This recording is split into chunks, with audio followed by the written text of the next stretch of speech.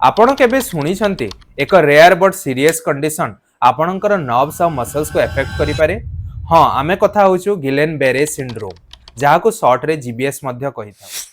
GBS आमर peripheral nerves को affect करि पारे, जहाँ की pain signals, temperature, touch sensation आ मसल मूवमेंट को एफेक्ट करि थाए, जहाँ फल रे बॉडी रे डिफरेंट चेंजेस आ सिम्पटम्स देखा देई थाए। जीबीएस रो सिम्पटम्स किछि घंटा, दिन किंबा सप्ताह मध्य धीरे धीरे डेभलप होई थाए।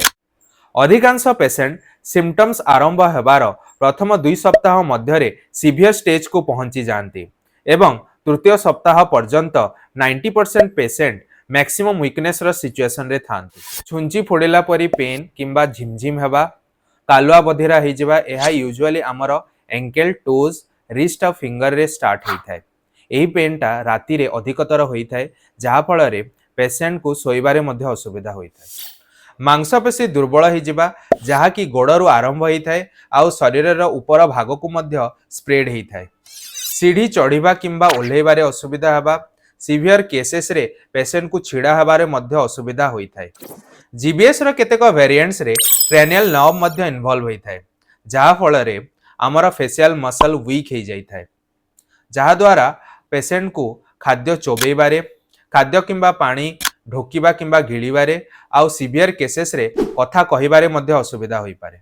किछि केस रे ऑक्युलोमोटर नर्व जोटा कि गोटे क्रेनियल नर्व ताहा इन्वॉल्व होई थाए, जहा फल रे पेशेंट को डबल विजन आ सीवियर केसेस रे पेशेंट रो आई मूवमेंट करिबारे मध्य असुविधा होई थाए। जीबीएस रे केतेक वेरिएंट्स हमर ऑटोनॉमिक नर्वस सिस्टम को मध्य इफेक्ट करि थाए, जहा फल रे हमर हार्ट रेट तीव्र गति रे बढ़ी जाई थाए आ बीपी रो रीडिंग्स रे मध्य फ्लक्चुएशन देखा देई थाए।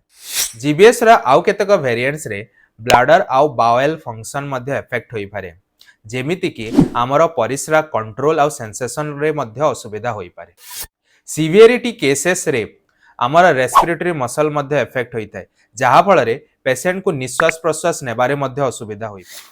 जदि आपण किंबा आपणक कोनोसी परिचित ठारे एही सिम्पटम्स देखा जाए, ताहेले इमिडिएटली आपणकर डॉक्टर को सहित संपर्क करंतु।